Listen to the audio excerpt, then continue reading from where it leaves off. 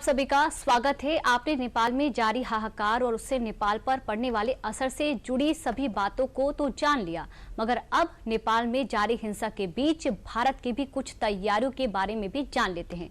भारत के कई राज्य नेपाल के साथ सीमा साझा करते हैं। ऐसे में भारत नेपाल में जारी आगजनी की जो आंच से कैसे खुद को बचा रहा है, देखिए इस रिपोर्ट में। नेपाल में हिंसा और उपद्रव का दौर जारी है। नेपाल में लगी आग की आंच अब भारत तक पहुंच गई है। भारत नेपाल बॉर्डर पर भी प्रदर्शनकारियों की वजह से तनाव बढ़ता जा रहा है, जिसका असर नेपाल से सटे यूपी के जिले बहराइच में भारत नेपाल सीमा के पास देखने को मिला, जहां रुपईडीहा के जमुनाहा चौकी को उपद्रवियों ने आग के हवाले कर दिया। आग की जद में जमुनाह बॉर्डर की चौकी और नेपाली कस्टम कार्यालय भी आया। हालत ये हो गई कि नेपाली पुलिस को भारतीय इलाके में जान बचाने के लिए भागकर आना पड़ा।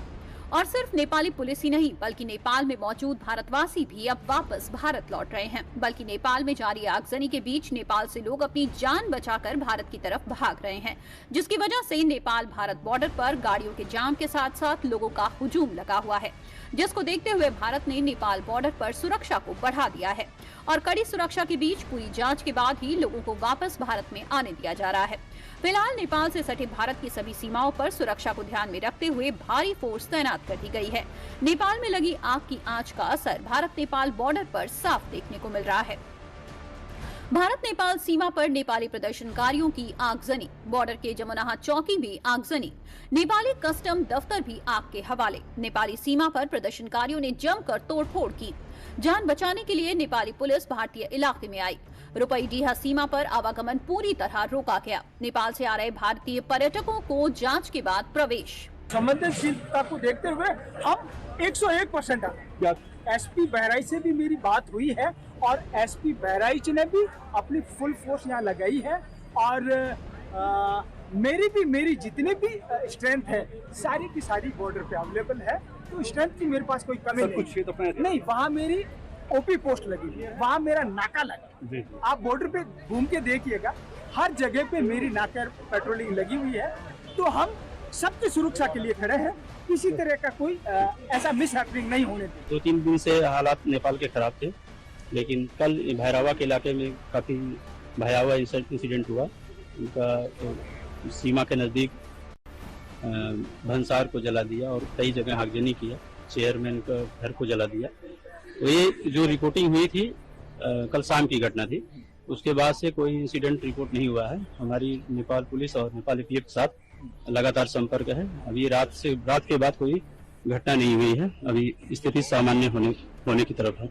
महाराजगंज में भारत नेपाल के सोनौली बॉर्डर पर भी प्रदर्शनकारियों ने जमकर हंगामा किया। जानकारी के मुताबिक सोनौली बॉर्डर पर नेपाली कस्टम कार्यालय को प्रदर्शनकारियों ने आग के हवाले कर दिया। इसको देखकर नेपाल सेना की सुरक्षा में तैनात एसएसबी और पुलिस अलर्ट हो गई और बॉर्डर पर नेपाली युवाओं द्वारा किए गए विरोध प्रदर्शन के बाद मौके पर डीएम और एसपी भी पहुँच गए और सुरक्षा व्यवस्था का जायजा लेते हुए देर रात तक डटे रहे। सुरक्षा व्यवस्था पूरी तरह से मुस्तैद है। हमारे क्षेत्र में जो इंडियन साइड है वो पूरी शांति व्यवस्था है। यहाँ पे कोई भी असुविधा या किसी तरह की कोई कठिनाई नहीं है। हम और एसपी और एसएसबी और बाकी सारे विभागों के साथ हम लोग इस बात को देख रहे हैं।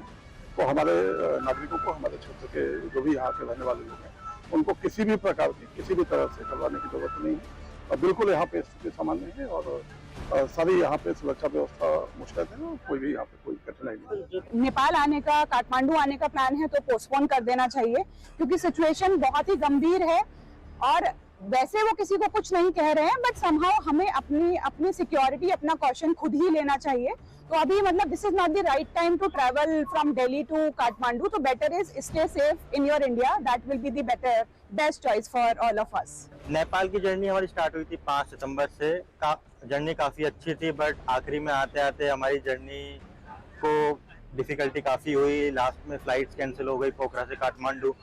फिर हमने टैक्सी बुक किया, बॉर्डर तक आए, 200 किलोमीटर हमने टैक्सी से कवर किया। अभी हम बॉर्डर पे हैं, इंडिया नेपाल बॉर्डर पे। यहाँ पे आके काफ़ी सेफ हम महसूस कर रहे हैं। रास्ते में काफ़ी दिक्कतें आई, रोड ब्लॉक्स थे, प्रोटेस्ट हो रहे थे, लोगों ने बैनर फूक रखे थे, मतलब काफ़ी सारी डिफ़िकल्टी थी। बट फाइनली ड्राइवर भैया ने भी काफी मदद की और हमें यहाँ पे बॉर्डर तक पहुँचाया।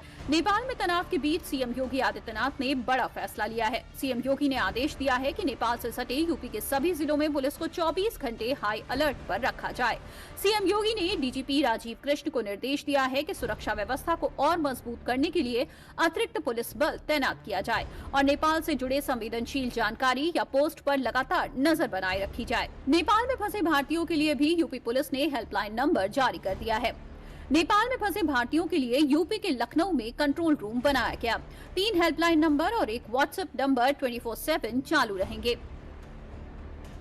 0522-239-0257, 0522-272-4010, 945-440-1674 पर कॉल कर सकते हैं। उत्तर प्रदेश सरकार के व्हाट्सएप नंबर 945-440-1674 पर मैसेज कर सकते हैं।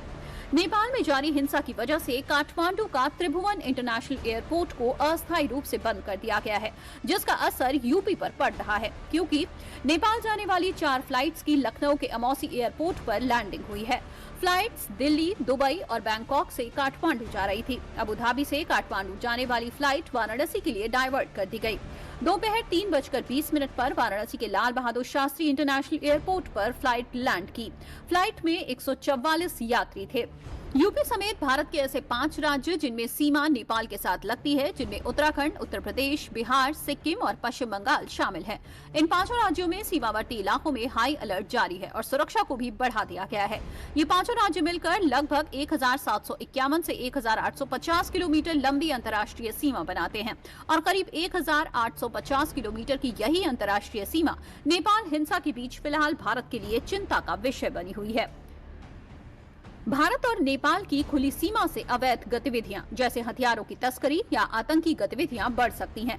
नेपाल में भारत विरोधी भावनाएं भड़कने का खतरा है, जैसा कि बांग्लादेश में हुआ था। नेपाल की घटनाओं से प्रेरित होकर भारत में प्रदर्शन की आग भड़कना। नेपाल में लगी आग की आंच भारत के लिए चिंताजनक तो है, मगर उस आंच का असर भारत पर न पड़े, इसके लिए भारत सरकार पूरी सावधानी बरत रही है। भारत सरकार और सुरक्षा एजेंसियां नेपाल की स्थिति को लेकर बहुत सतर्क हैं। सीमावर्ती इलाकों में एसएसबी और पुलिस की गश्त बढ़ा दी गई है।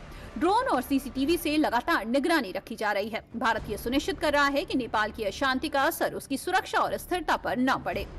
भारत सरकार ने सुरक्षा के लिए तो कड़े इंतजाम कर दिए हैं, मगर नेपाल में जारी हिंसा का असर भारत पर भी पड़ रहा है, जिसकी गवाही ट्रकों की ये लंबी कतार दे रही है। एक के बाद एक कतार में लगे इन ट्रकों की गिनती सैकड़ों में है। दरअसल नेपाल में जारी हिंसा की वजह से भारत नेपाल बॉर्डर पर तनाव काफी बढ़ गया है, जिसकी वजह से दोनों देशों की सीमा पर बने अंतर्राष्ट्रीय एकीकृत चेक पोस्ट पर पिछले 48 घंटों से 3000 से अधिक ट्रक खड़े हो गए हैं। ये ट्रक पेट्रोलियम उत्पाद, आवश्यक सामान, खाने योग्य और खराब होने वाली वस्तुएं नेपाल ले जा रहे हैं। आयात निर्यात बंद होने से करोड़ों रुपए के व्यापार पर असर पड़ेगा। भारत के विदेश मंत्रालय के अनुसार नेपाल में प्रवासी भारतीयों की आबादी लगभग 7 लाख होने का अनुमान लगाया जा रहा है।